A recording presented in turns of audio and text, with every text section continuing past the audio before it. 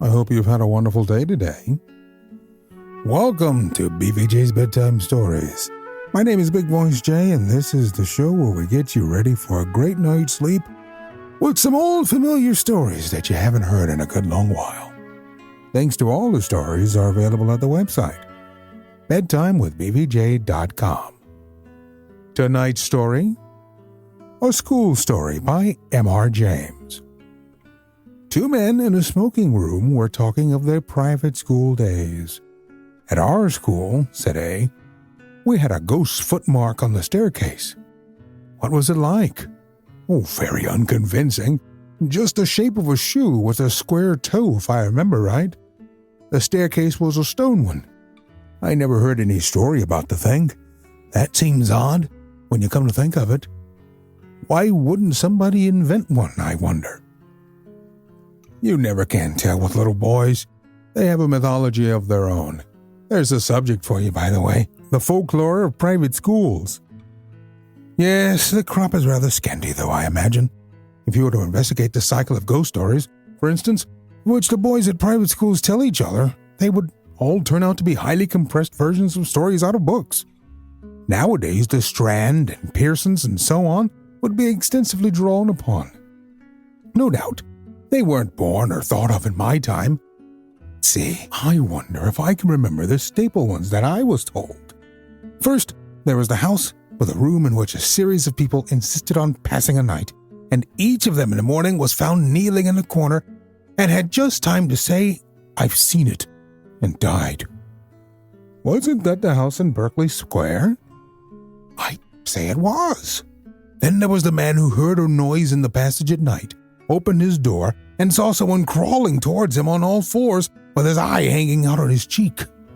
There was, besides, let me think. Oh, yes, the room where a man was found dead in bed with a horseshoe mark on his forehead, and the floor under the bed was covered with marks of horseshoes also. Don't know why.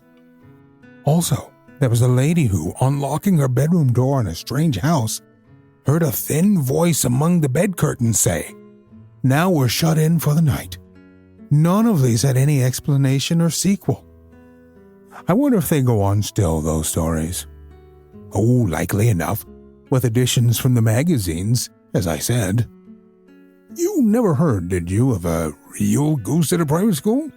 I thought not. Nobody has, that ever I came across. From the way in which you said that, I gather that you have. I really don't know, but that is what was in my mind. It happened at my private school 30-odd years ago, and I haven't any explanation of it. The school I mean was near London. It was established in a large and fairly old house, a great white building with very fine grounds around it. There were large cedars in the garden, as there are in so many of the older gardens in the Thames Valley, and ancient elms in the 3 or 4 fields which we used for our games. I think probably it was quite an attractive place, but boys seldom allow that their schools possess any tolerable features. I came to the school in September, soon after the year 1870, and among the boys who arrived on the same day was one whom I took to, a Highland boy whom I will call MacLeod. I needn't spend time in describing him. The main thing is that I got to know him very well. He was not an exceptional boy in any way, not particularly good at books or games, but he suited me. The school was a large one. There must have been from 120 to 130 boys there as a rule. And so a considerable staff of masters was required, and there were rather frequent changes among them. One term, perhaps it was my 3rd or 4th, a new master made his appearance. His name was Samson. He was a tallish, stoutish, pale, black-bearded man. He was a tallish, stoutish, pale, black-bearded man. I think we liked him. He had traveled a good deal and had stories that amused us on our school walks, so that there was some competition among us to get within earshot of him. I remember, too. Dear me, I've hardly thought of it since then. He had a charm on his watch chain that attracted my attention one day, and he let me examine it. It was, I now suppose, a gold Byzantine coin, There was an effigy of some absurd emperor on one side. The other side had been worn practically smooth, and he had cut on it, rather barbarously, his own initials, GWS, and a date, 24 July 1865. Yes, I can see it now. He told me he had picked it up in Constantinople. It was about the size of a florin, perhaps rather smaller. Well, the first odd thing that happened was this. Samson was doing Latin grammar with us. One of his favorite methods, perhaps it is rather a good one, was to make us construct sentences out of our own heads to illustrate the rules he was trying to make us learn. Of course, that is a thing which gives a silly boy a chance of being impertinent. There are lots of school stories in which that happens, or anyhow there might be. But Samson was too good a disciplinarian for us to think of trying that on with him. Now, on this occasion, he was telling us how to express remembering in Latin, and he ordered us each to make a sentence bringing in the verb memini. I remember. Well, most of us made some ordinary sentence up, like, I remember my father, or he remembers his book, or something equally uninteresting, and I dare say a good many put down memino libromium. And I dare say a good many put down memino libromium, and so forth. But the boy I mentioned, McLeod, was evidently thinking of something more elaborate than that. The rest of us wanted to have our sentences passed and get on to something else, so some kicked him under the desk, and I, who was next to him, poked him and whispered to him to look sharp. But he didn't seem to attend. I looked at his paper and saw that he had put down nothing at all. So I jogged him again, harder than before, and upbraided him sharply for keeping us all waiting. That did have some effect. He started to wake up, and then very quickly he scribbled down a couple of lines on his paper and showed it up with the rest. As it was the last, or nearly the last, to come in, and as Samson had a good deal to say to the boys who had written Memeniscimus Patrimeo and the rest of it, it turned out that the clock struck 12 before he had got to McLeod, and McLeod had to wait afterwards to have his sentence corrected. There was nothing much going on outside when I got out, so I waited for him to come. He came very slowly when he did arrive, and I guessed there had been some sort of trouble. Well, I said, what did you get? Oh, I don't know, said McLeod. Nothing much, but I think Samson's rather sick with me. Why, did you show him up some rot? No fear, he said. It was all right as far as I could see. It was like this. Memento. That's right enough for remember. And it takes a genitive. Memento pute inter quator taxos. What silly rot, I said. What made you shove that down? What does it mean? It's the funny part, said McLeod. I'm not quite sure what it does mean. All I know is, it just came into my head and I corked it down. I know what I think it means because just before I wrote it down, I had a sort of picture of it in my head. I believe it means, remember the well among the four. What are those dark sort of trees that have red berries on them? Mountain ashes, I suppose you mean? I never heard of them, said McLeod. No, I'll tell you. Yews. Well, what did Samson say? Why, he was jolly odd about it. When he read it, he got up and went to the mantelpiece and stopped quite a long time without saying anything with his back to me. And then he said, without turning round and rather quiet, what do you suppose that means? I told him what I thought, only I couldn't remember the name of the silly tree, and he wanted to know why I put it down. And I had to say something or other, and after that he left off talking about it and asked me how long I'd been there.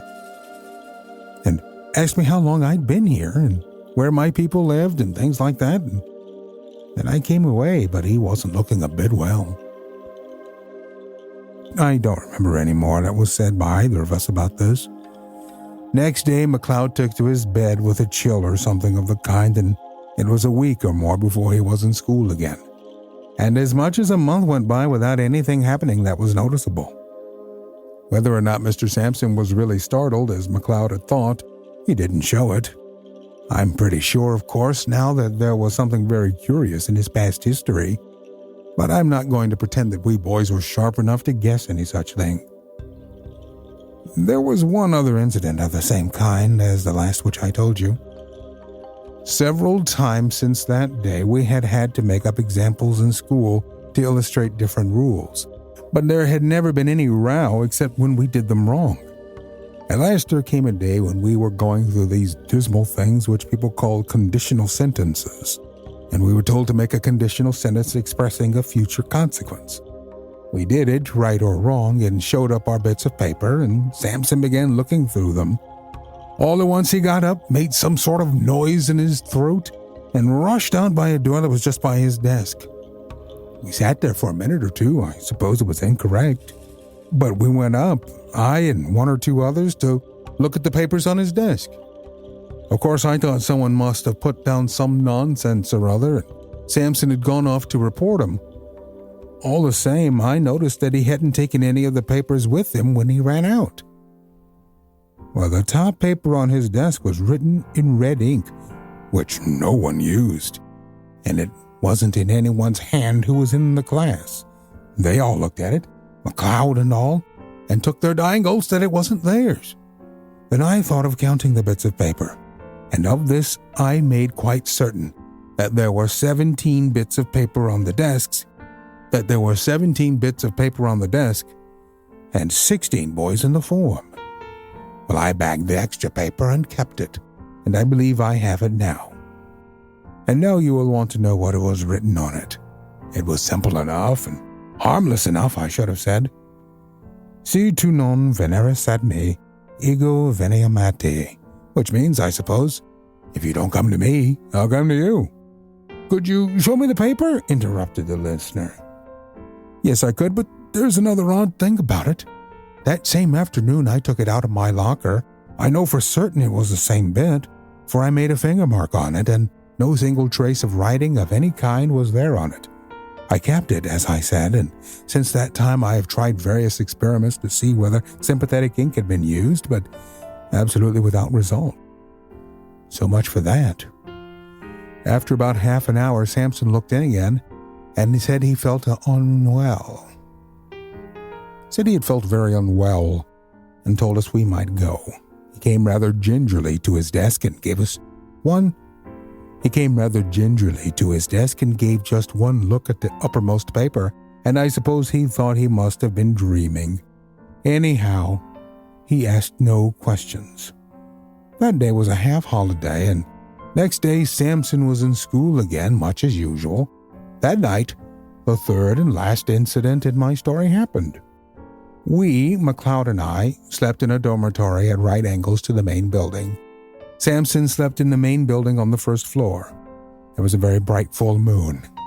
At an hour, which I can't tell exactly, but sometime between 1 and 2, I was woken up by somebody shaking me. It was McLeod, and a nice state of mind he seemed to be in. "Come," he said, "come! There's a burglar getting in through Samson's window." As soon as I could speak, I said, "Well, why not call and wake up?" As soon as I could speak, I said, "Well, why not call out and wake everybody up?" No, he said, "I'm not sure who it is. Don't make a row. Come and look." Naturally, I came and looked, and naturally there was no one there. I was cross enough and should have called McLeod plenty of names, only I couldn't tell why.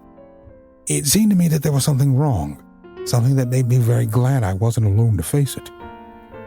We were still at the window looking out, and as soon as I could, I asked him what he had heard or seen. "I didn't hear anything at all," he said. "But about 5 minutes before I woke you, I found myself looking out of this window here, and there was a man sitting or kneeling on Samson's windowsill and looking in, and I thought he was beckoning." "What sort of man?" McLeod wriggled. "I don't know," he said. "I can tell you one thing. He was beastly thin, and he looked as if he was wet all over, and he said, looking round and whispering as if he hardly liked to hear himself, 'I'm not sure at all he was alive.'" We went on talking in whispers some time longer, and eventually crept back to bed. No one else in the room woke